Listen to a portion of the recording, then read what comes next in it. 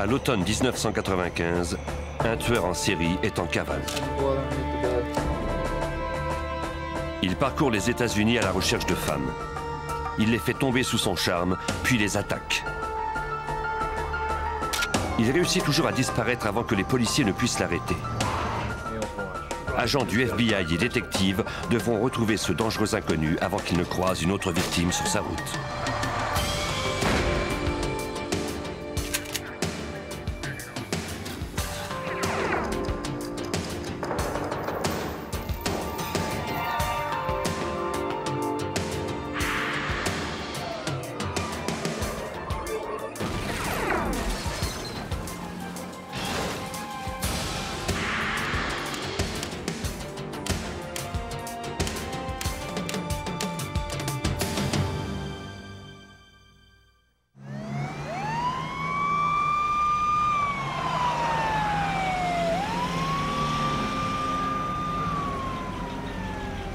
Aux petites heures du matin, le 29 septembre 1995, les pompiers du service des incendies de Los Angeles furent appelés à l'hôpital de Van Nuys où l'on avait signalé un véhicule en flammes. Un pick-up brûlait dans le stationnement.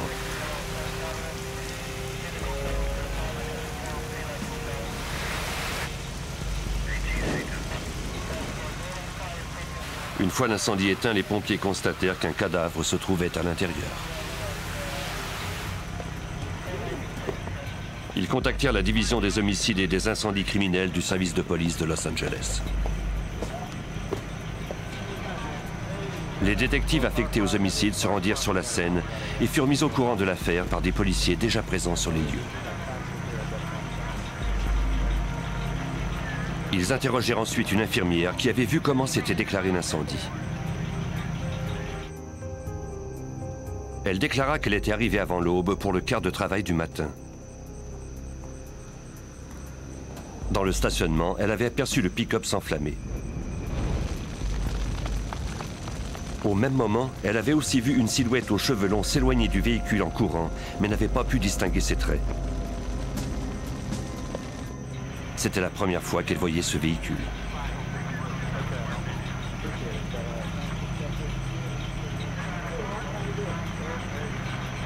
Les enquêteurs en firent l'inspection. À en juger par les marques laissées par les flammes, le feu s'était d'abord déclaré dans la cabine et avait rapidement pris de l'ampleur. Tout portait à croire qu'il s'agissait d'un incendie criminel. On avait utilisé un agent accélérateur, sans doute de l'essence. La dépouille semblait être celle d'une femme. Malheureusement, son visage était trop brûlé pour qu'on puisse la reconnaître. Certains de ses effets avaient résisté aux flammes, notamment un sac à dos, un appareil photo et un rouleau de pellicule qui n'avait pas encore été développé. Sur la scène du crime, les techniciens trouvèrent des pièces d'identité au nom de Sandra Gallagher.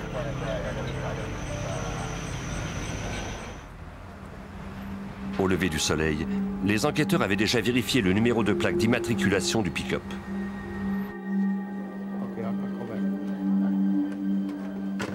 Le détective Mike Koblenz put confirmer que le véhicule appartenait bien à Sandra Gallagher.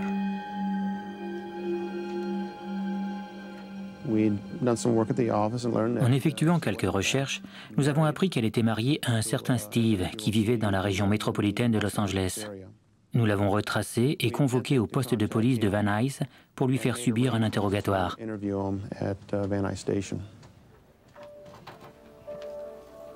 Les détectives avaient de bonnes raisons de croire que la victime du pick-up était Sandra, mais ils ne pouvaient en être sûrs avant quelques jours, le temps de procéder à l'analyse de sa dentition. Comme le corps était trop endommagé pour être identifié visuellement, les détectives demandèrent à Stephen Gallagher d'examiner les effets personnels trouvés dans le véhicule.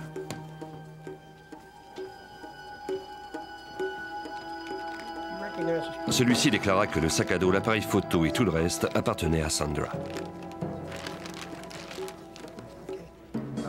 Le service de police avait eu le temps de faire développer le rouleau de pellicule qui avait résisté aux flammes. Stephen identifia sa femme sur les photos.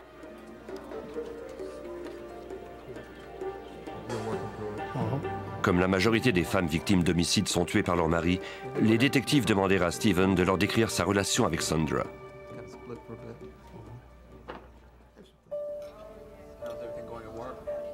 Steven déclara qu'il avait vu sa femme pour la dernière fois la veille de l'incendie, soit le 28 septembre. Ils avaient mangé ensemble.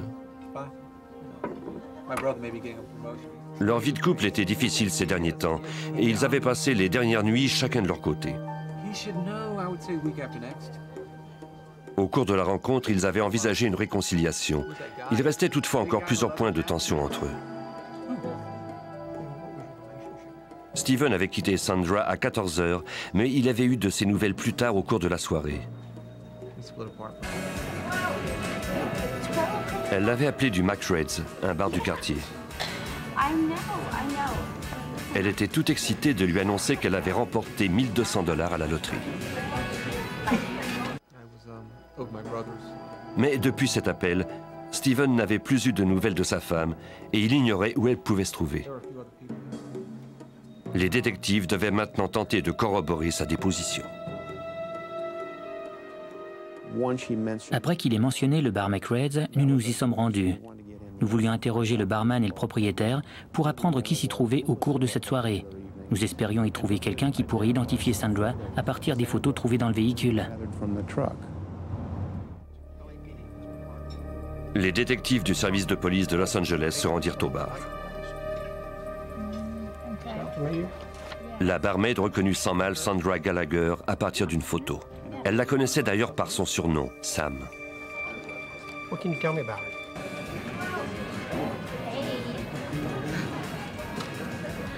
Guess what? Elle confirma que Sandra s'était bien trouvée au bar dans la soirée du 28.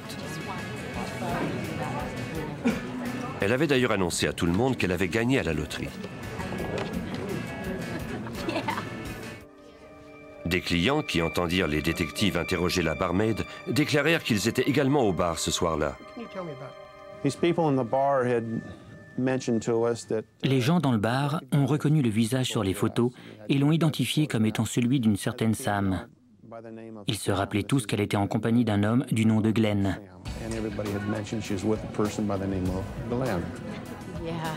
Selon leur description, Glenn était blond. Il avait les cheveux longs et portait une barbe. Il était venu régulièrement au bar au cours des derniers jours. Ce soir-là, il semblait intéressé par Sandra et lui avait parlé pendant un moment. Glenn était sympathique et il dépensait sans compter. Il avait payé plusieurs consommations à Sandra ainsi qu'à d'autres clients.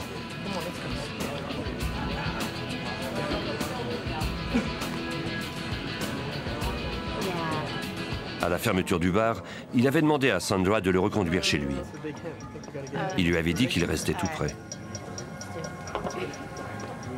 Après qu'il eut accepté de le déposer chez lui, ils étaient partis ensemble. Les clients n'avaient pas revu Glenn depuis. Certains croyaient se rappeler que son nom de famille était Rogers. Le détective Koblenz continuait à suivre cette piste.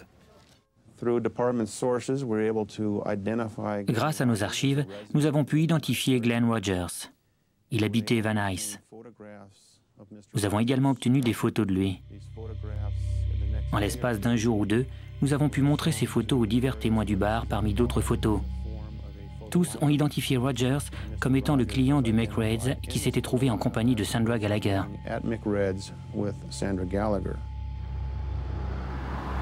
Les détectives obtinrent ensuite un mandat les autorisant à fouiller l'appartement de Rogers. Il ne vivait qu'à quelques minutes de marche de l'endroit où l'on avait trouvé le pick-up en flammes. Des policiers en uniforme entrèrent les premiers pour écarter tout danger. Rogers était absent.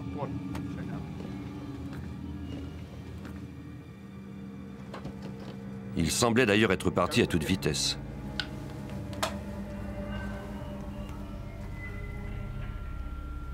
Les détectives trouvèrent un sac à main et un porte-monnaie de femme. Il n'y avait toutefois aucun argent liquide, ni pièce d'identité. Ils trouvèrent aussi une boucle d'oreille.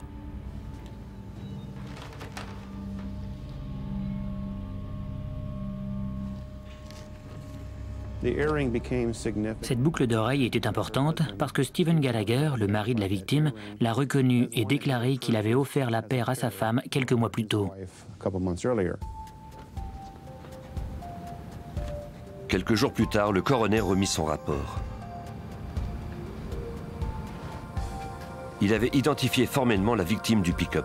C'était bien Sandra Gallagher. Ce n'était pas l'incendie qui avait causé sa mort.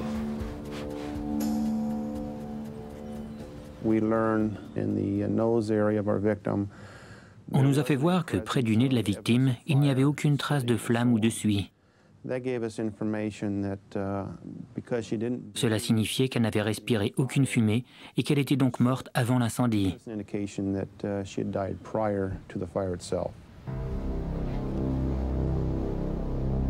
De fait, cette mère de 3 enfants était morte par strangulation.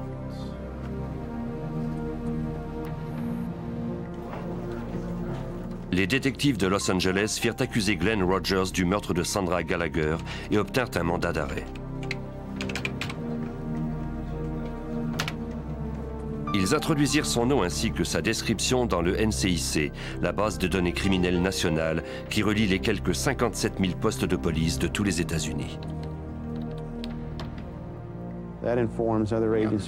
Ainsi, tous les services de police du pays sauraient que Glenn Rogers était recherché pour meurtre à Los Angeles. Sur la fiche, on avait ajouté le nom du service de police de Van Nuys, de même que mon nom et mon numéro de téléphone.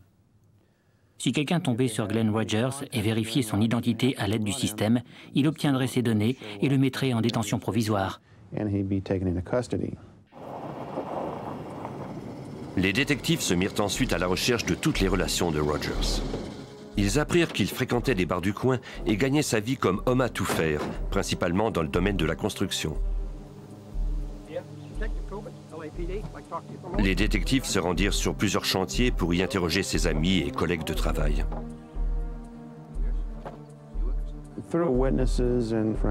Nous avons appris par le biais de témoins et d'amis que Glenn avait mauvais caractère. Quand il buvait, il devenait très agressif. Il avait d'ailleurs des antécédents judiciaires pour avoir été violent envers d'anciennes compagnes. Nous savions donc qu'il pouvait être violent, particulièrement quand il consommait de l'alcool, comme il l'avait fait avec Sandra Gallagher.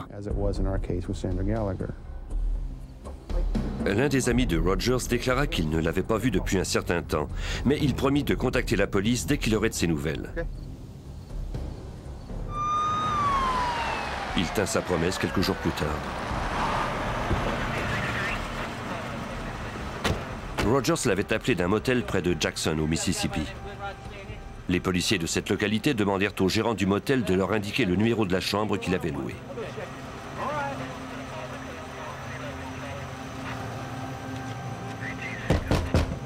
Police, open up!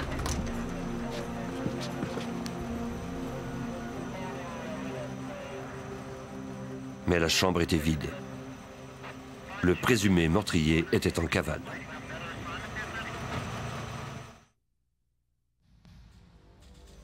À l'automne 1995, les recherches pour trouver Glenn Rogers se poursuivaient. Les policiers croyaient qu'il avait quitté la Californie après avoir tué une femme le 28 septembre. Suite à une information, ils se rendirent à un motel du Mississippi, mais Rogers était déjà parti à leur arrivée. On fit diffuser un bulletin d'information spécial dans la région en espérant que quelqu'un aurait aperçu le présumé meurtrier avant qu'il ne quitte le secteur. Le 3 novembre 1995, les détectives de Jackson au Mississippi furent dépêchés sur la scène d'un meurtre. Des membres de la famille de Linda Price l'avaient trouvée morte dans sa baignoire. Cette mère monoparentale de 34 ans avait été poignardée à maintes reprises et on lui avait tranché la gorge. Les enquêteurs fouillèrent son appartement.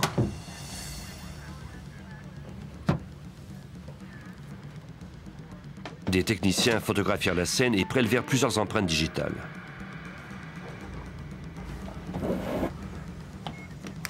On ne trouva pas l'arme du crime et aucun objet de valeur ne semblait avoir disparu. Le meurtrier n'était pas entré par effraction et il avait pris soin de verrouiller la porte en quittant les lieux. Pour les détectives de la section des homicides de Jackson, Linda Price avait été tuée par quelqu'un qu'elle connaissait. Le matin suivant, ils interrogèrent sa mère. Peut-être connaissait-elle aussi le meurtrier.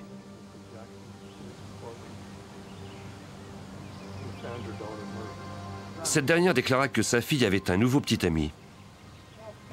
Il s'appelait Glenn Rogers.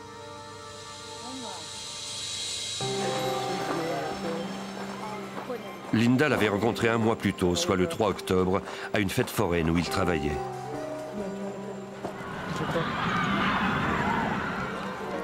Linda était tombée immédiatement sous son charme.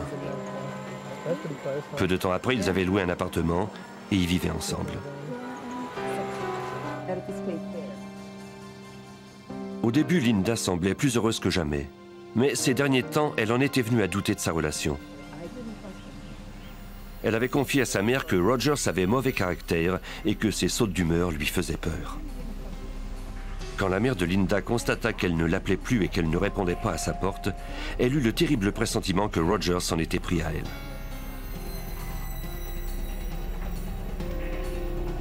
Une fois encore, le suspect était introuvable. Les détectives de Jackson croyaient qu'il avait quitté le secteur.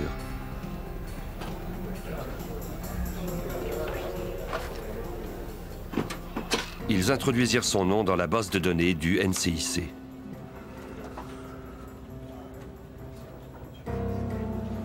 En constatant que Rogers était recherché pour meurtre en Californie, ils appelèrent Mike Koblenz à Los Angeles. La police de Jackson au Mississippi est alors entrée en contact avec moi. Un meurtre avait été commis et on m'a demandé des informations additionnelles sur Glenn Rogers parce qu'il était également un suspect dans cette autre affaire. Les meurtres se ressemblaient. Les deux victimes étaient tombées sous le charme de Rogers. Elles avaient ensuite été isolées de leur entourage avant d'être brutalement assassinées juste avant que Rogers ne s'enfuit du secteur. Tout portait à croire qu'il était sur une lancée meurtrière et que rien ne l'arrêterait tant qu'on ne lui mettrait pas le grappin dessus. Nous savions que nous avions un gros problème sur les bras. Nous étions conscients qu'il y aurait vraisemblablement de nouvelles victimes tant que Rogers ne serait pas arrêté. Les détectives contactèrent alors le bureau du FBI de Jackson.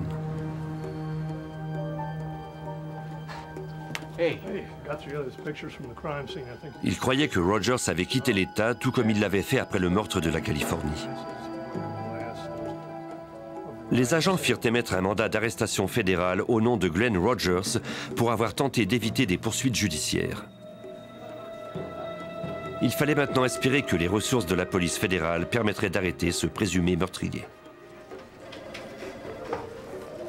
L'agent spécial John Huber aida à la coordination de cette enquête à travers plusieurs États américains.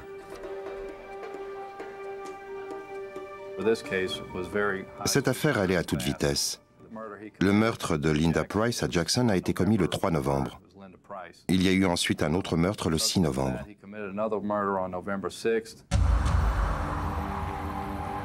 Ce jour-là, les policiers de Tampa en Floride furent dépêchés sur la scène d'un meurtre dans une chambre de motel louée par Glenn Rogers.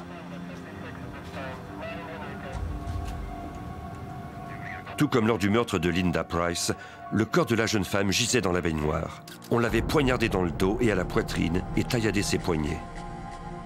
On ne trouva aucune pièce d'identité de la victime dans la chambre, mais les détectives remarquèrent un tatouage, une croix, sur une de ses épaules.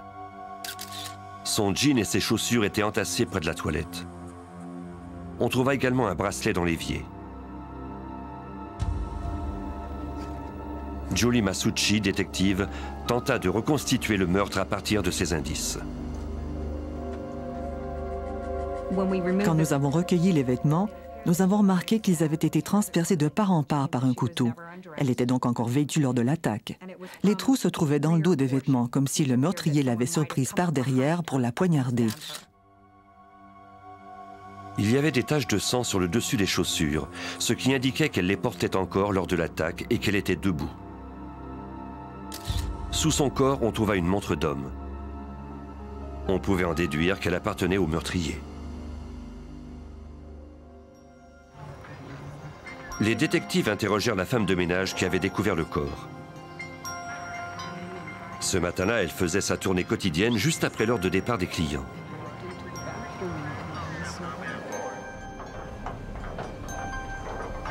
Elle avait alors remarqué un écriteau « Ne pas déranger » écrit à la main, encore accroché à la poignée de la porte de la chambre 119. Housekeeping! La veille, elle n'avait pas fait le ménage de la chambre à cause de ce même écriteau, car elle ne voulait pas déranger ses occupants.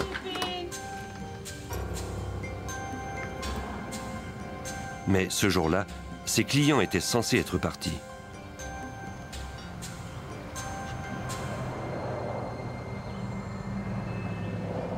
En entrant dans la salle de bain, elle fit la découverte macabre.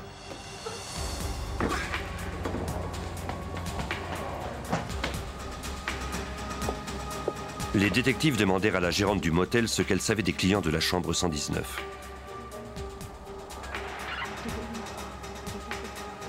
Elle se rappelait très bien l'homme qui l'avait loué parce qu'il avait demandé un écriteau « Ne pas déranger » la veille.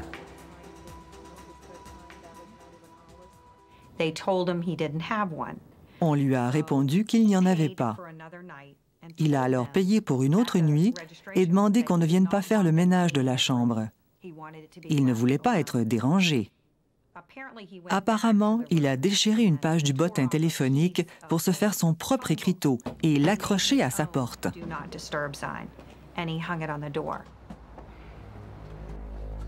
La gérante se rappelait avoir vu ce même homme mettre ses effets personnels dans sa voiture blanche au cours de cette soirée. Comme il avait déjà payé pour la nuit, elle n'avait pas cru qu'il s'en allait. Elle l'avertit alors qu'il y avait eu des entrées par effraction au motel depuis peu et qu'il serait plus prudent de ne rien laisser dans sa voiture pour la nuit.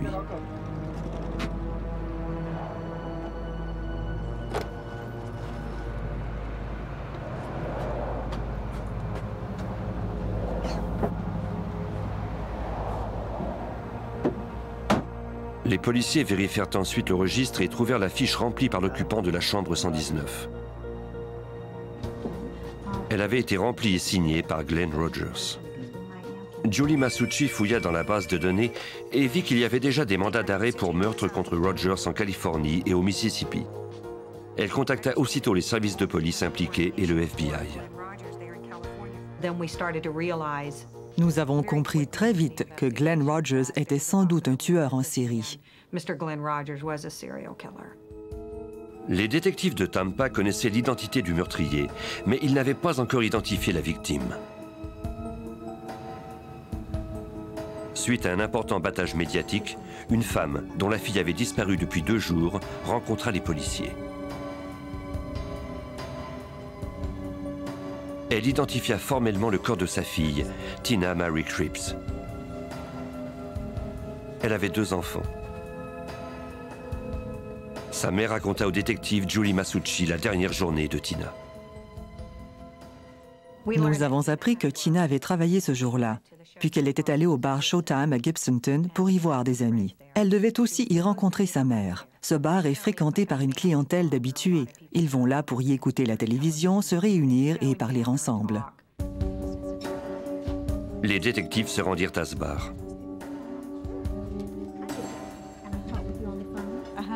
La barmaid connaissait bien Tina et sa mère. Elle déclara qu'elle avait bien vu la jeune femme le 5 novembre. Elle se rappelait également qu'un certain Glenn était là ce même soir. Il avait discuté avec Tina et les autres membres du groupe. Il avait ensuite payé une tournée à la ronde et réglé la note avec un billet de $100. Selon la barmaid, il était très sympathique et n'avait eu aucun mal à séduire Tina. Il avait ensuite demandé à la jeune femme de le conduire. Il lui avait dit que son motel était tout près et qu'elle pourrait sans mal revenir au bar à temps pour y rencontrer sa mère. Tina accepta finalement et promit à ses amis de revenir très vite.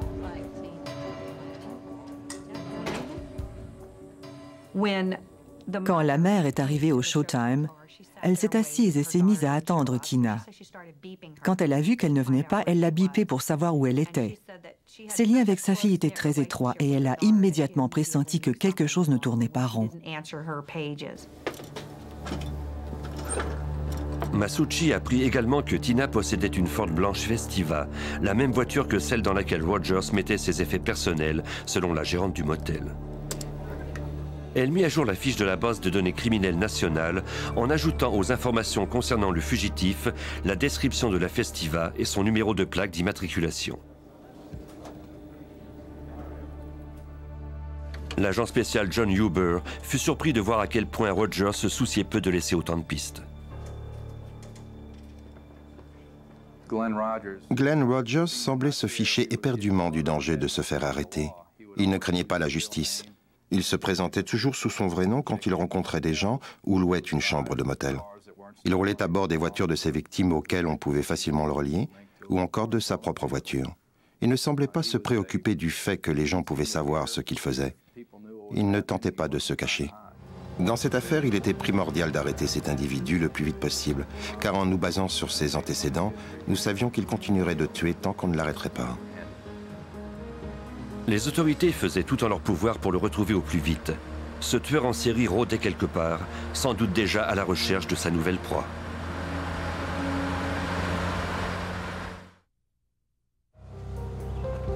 À l'automne 1995, le présumé tueur en série Glenn Rogers avait été vu pour la dernière fois en Floride. Le FBI le croyait responsable du meurtre d'une femme à Tampa, après l'homicide d'une femme en Californie, ainsi que celui d'une autre au Mississippi. Le FBI apprit bientôt que le tueur s'était rendu en Louisiane. Le 10 novembre 1995, Andy Sutton, une mère de 4 enfants, fut trouvée assassinée dans son appartement à Bossier. Comme 2 autres victimes avant elle, on l'avait poignardée au dos à plusieurs reprises. Un détective de Bossier interrogea son ex-petite amie et sa colocataire. Celle-ci était serveuse et elle avait travaillé tard le soir précédent le meurtre.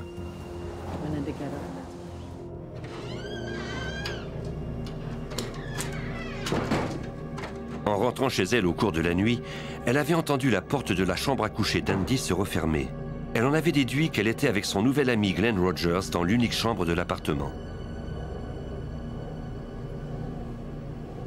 Comme il y avait des couvertures sur le canapé du salon, elle s'y coucha.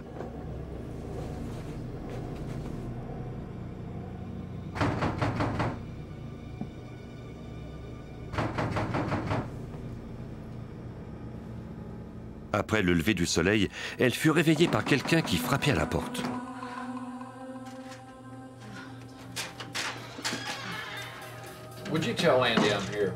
C'était l'ex-petite amie d'Andy.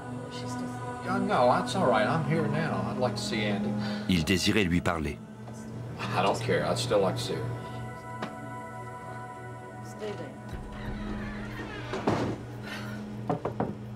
Andy? Andy. Dans la chambre, la colocataire trouva le corps inerte d'Andy sous les draps. Elle déclara plus tard au détective que la jeune femme avait rencontré Glenn Rogers dans un bar. Ils se fréquentaient depuis seulement quelques jours. Plus tard, les voisins déclarèrent avoir aperçu Rogers quitter les lieux à bord d'une festiva blanche. Les détectives de Bossier introduisirent le nom de Rogers dans la base du NCIC et y découvrirent les 3 mandats d'arrêt pour meurtre contre lui.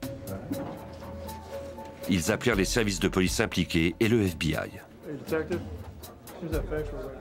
Le service de police de Los Angeles leur envoya alors par télécopie la photo de Rogers dont ils auraient besoin pour leur enquête.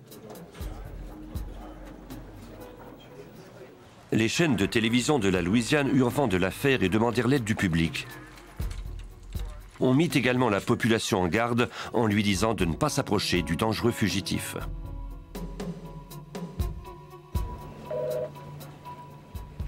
L'agent spécial John Huber et les autres enquêteurs étaient de plus en plus frustrés par la situation.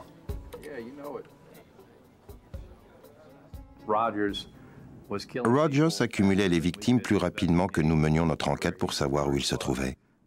C'était une sorte de course contre la montre, et il nous échappait constamment. Le FBI et les détectives des divers postes de police croyaient Rogers responsable du meurtre de 4 femmes en 6 semaines. Après chacun de ces meurtres, Rogers fuyait l'État où il se trouvait. Il choisissait un endroit au hasard. Malgré tous leurs efforts, les enquêteurs ne parvenaient pas à le rattraper. Il leur fallait maintenant envisager de diffuser la description de Rogers et de son véhicule à travers tout le pays. Les agents se mirent en contact avec les camionneurs par CB en leur demandant de leur signaler la présence de toute Festiva blanche sur la route. Ils posèrent des affiches dans les relais de camionneurs et les aires de repos des autoroutes. Ils tinrent également une conférence de presse pour que les médias diffusent la photo de Rogers. On voulait ainsi mettre en garde toute victime éventuelle. Les agents firent diffuser toutes les informations relatives à la façon dont Rogers s'y prenait pour trouver ses victimes et ses itinéraires à travers le pays. Le FBI commença ensuite les démarches nécessaires pour faire mettre le nom de Rogers sur la liste des 10 personnes les plus recherchées au pays. Quand on parvient à mettre le nom de quelqu'un sur la liste des personnes les plus recherchées, on accroît considérablement les effectifs du FBI sur ce cas. Cette enquête suscite aussi davantage d'attention de la part des médias. Les indices se mirent à affluer. Quelqu'un appela pour dire que Glenn Rogers se trouvait dans une salle de billard au Mississippi. 2 policiers furent immédiatement dépêchés sur les lieux.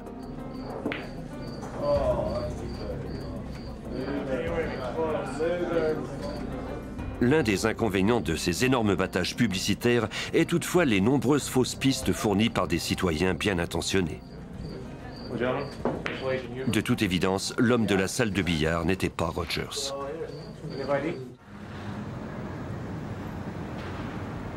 Les enquêteurs tentèrent de deviner la prochaine manœuvre du suspect et d'orienter leurs recherches en conséquence. L'agent spécial Huber n'en était pas à son premier cas de fugitif. Très souvent, quand nous sommes à la poursuite de fugitifs et que ces derniers sont dans une mauvaise situation, ils vont tenter de se mettre en contact avec des alliés et des amis. Dans ce cas en particulier, la famille et les amis de Rogers se trouvaient presque majoritairement au Kentucky. C'est donc à cet endroit que nous avons déployé la majeure partie de nos effectifs. Les autorités du Kentucky reçurent en priorité toute nouvelle information à propos du fugitif.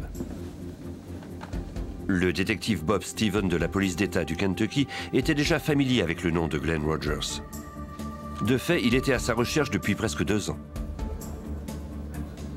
Rogers devait subir un interrogatoire relatif à la disparition et au meurtre possible de son colocataire de 71 ans, Mark Peters.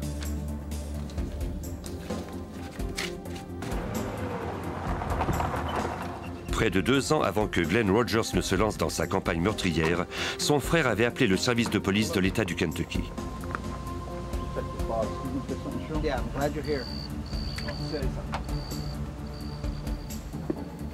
On avait trouvé un corps dans le chalet familial.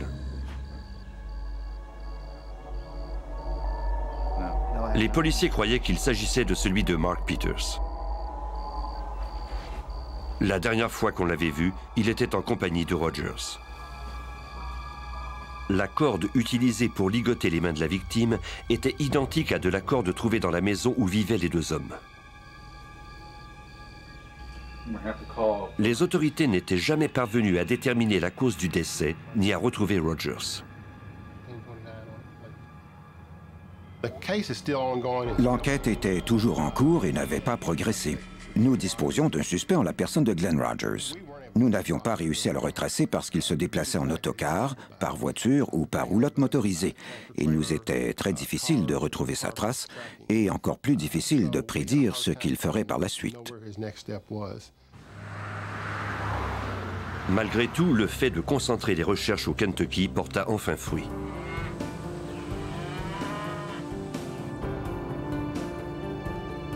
Le 13 novembre 1995, Glenn Rogers rendit visite à l'une de ses parentes à Lee County.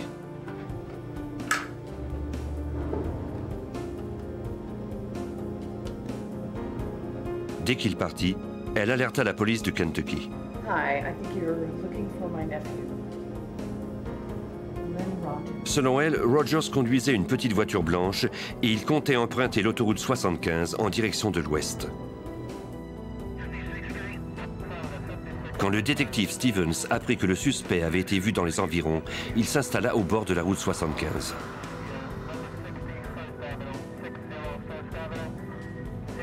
Bientôt, il aperçut la Ford Festiva blanche.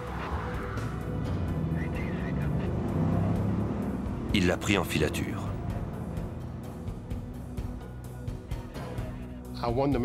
Je voulais être absolument sûr que c'était Glenn Rogers et non quelqu'un d'autre.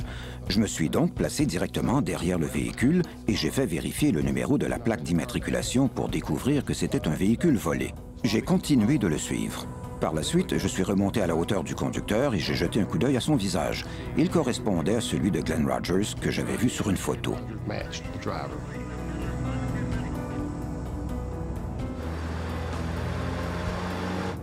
Le détective demanda alors des renforts. Un policier était garé tout près. Il se joignit à son collègue dans la poursuite du fugitif. Les deux hommes suivirent Rogers pendant un certain temps. Je crois qu'il me surveillait en quelque sorte comme moi je le surveillais à mon tour. À mon avis, il avait compris qu'il était suivi par un policier. Nous sommes alors arrivés à un feu de circulation où il a failli renverser des gens parce qu'il ne s'est pas arrêté. Je me suis ensuite placé derrière lui et j'ai allumé mon gyrophare.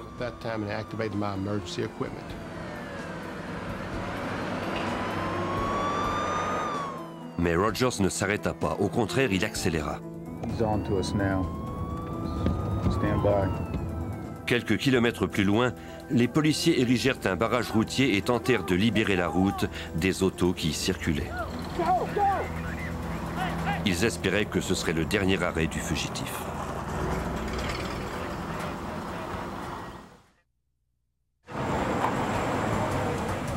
Le 13 novembre 1995, la police d'État du Kentucky dressa un barrage routier pour arrêter le présumé tueur en série Glenn Rogers. Des agents armés l'attendaient au barrage.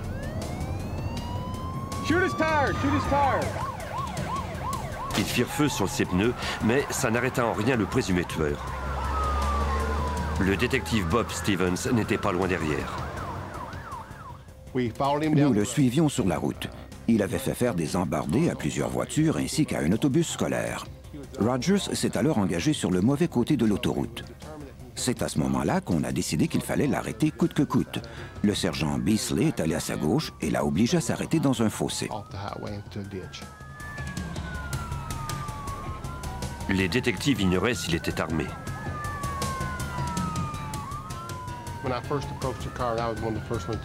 Quand je me suis approché de sa voiture, j'ai bien vu qu'il était furieux de s'être fait arrêter.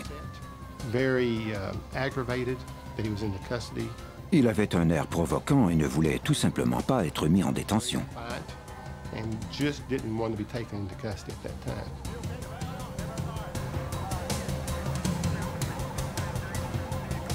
Après sa virée de 2 mois à travers les États-Unis qui avait coûté la vie à 4 femmes, Glenn Rogers était enfin hors d'état de nuire.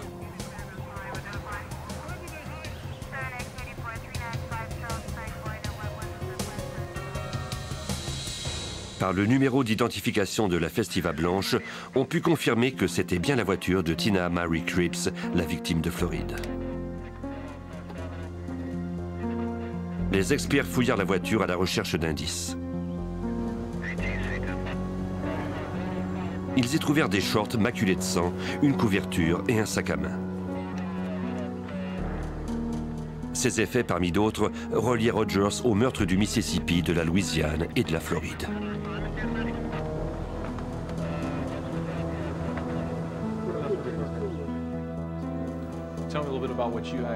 Les indices furent conservés dans les bureaux du FBI.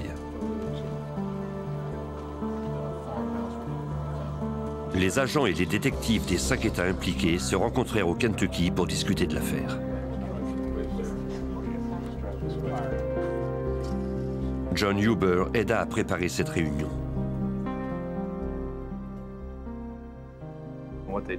Nous avons recueilli toutes les informations dont nous disposions et les avons partagées. Nous avons aussi fait examiner les indices par le laboratoire du FBI. Ainsi, une seule et unique autorité disposait de toutes les preuves et pouvait procéder aux analyses. Agents et détectives s'accordèrent pour dire que leur meilleure chance contre Rogers était de le faire comparaître en Floride. Julie Masucci, détective à Tampa, rencontra les autres enquêteurs et les procureurs pour examiner les indices avec eux.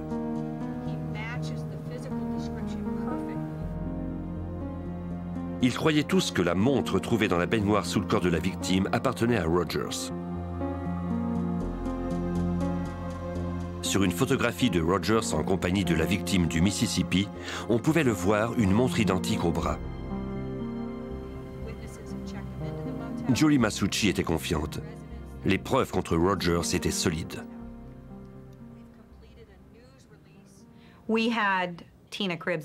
Nous avions retrouvé la voiture de Tina Cribbs dans laquelle il avait été arrêté. Nous disposions également des shorts de Rogers sur lesquels on avait retrouvé l'ADN de Tina Cribbs. On avait aussi la fiche de registre d'inscription au motel signée par Rogers lui-même, des empreintes digitales prélevées dans la chambre numéro 119 où le corps de la victime avait été trouvé, de même que de beaucoup d'effets recueillis dans la voiture au moment de l'arrestation. Le 11 juillet 1997, près de 2 ans après le meurtre de Tina Mary Cribbs dans une chambre de motel de Tampa, Glenn Rogers fut enfin trouvé coupable de meurtre au premier degré. Il fut condamné à la peine de mort en Floride. Enfin, 2 ans plus tard, il fut envoyé à Los Angeles pour subir son procès suite à la mort par strangulation de Sandra Gallagher, dont le corps avait été retrouvé brûlé dans son véhicule. Les assistants du procureur reconstituèrent pour le jury les dernières heures de la victime. Selon les indices, Sandra et Glenn Rogers sont partis du bar McRae's ensemble le 28 septembre 1995.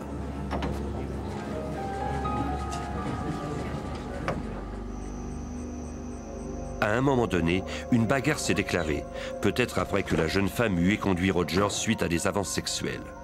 Il a ensuite étranglé la jeune femme et écrasé sa trachée.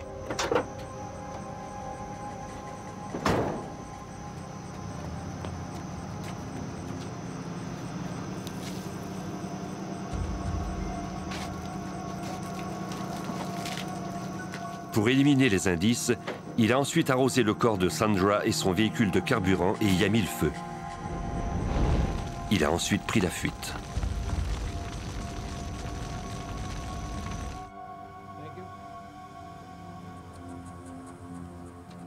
Le 16 juillet 1999, le jury a trouvé de nouveau Glenn Rogers coupable de meurtre. On l'a condamné à une autre peine de mort en Californie. Le détective Mike Koblenz de Los Angeles a été très impressionné par la collaboration entre les divers services de police impliqués dans les recherches pour retrouver Rogers. La coopération entre les divers services a permis la résolution de cette enquête. Ce n'est pas seulement grâce aux policiers de Los Angeles, mais aussi ceux de Jackson au Mississippi, de Tampa en Floride, ceux de Bazier en Louisiane et des agents du FBI, les médias, les diverses agences de presse qui ont fait diffuser les informations. Nous avons réellement travaillé en collaboration dans cette affaire et c'est ce qui nous a permis d'obtenir cette heureuse conclusion.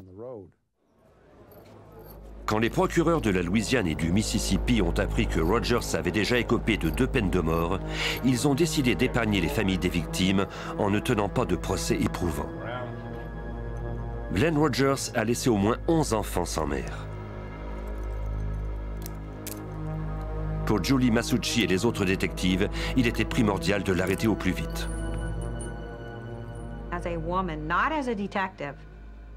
Si j'oublie un instant que je suis détective, je crois que les femmes, tout comme moi, se sont senties plus en sécurité de savoir que cet homme n'était plus en liberté. Il n'avait aucun respect pour la vie humaine. Il n'avait aucun respect pour les familles qui avaient perdu un être cher. Il se fichait de tout ça. Je suis heureuse qu'il soit derrière les barreaux pour ça. Je me réjouis du fait qu'il ne remettra plus jamais les pieds en dehors d'une prison pour mettre une autre femme en danger.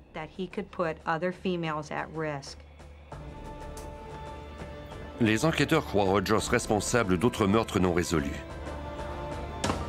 Il a confié à des membres de sa famille avoir tué des dizaines de personnes au cours de sa virée meurtrière.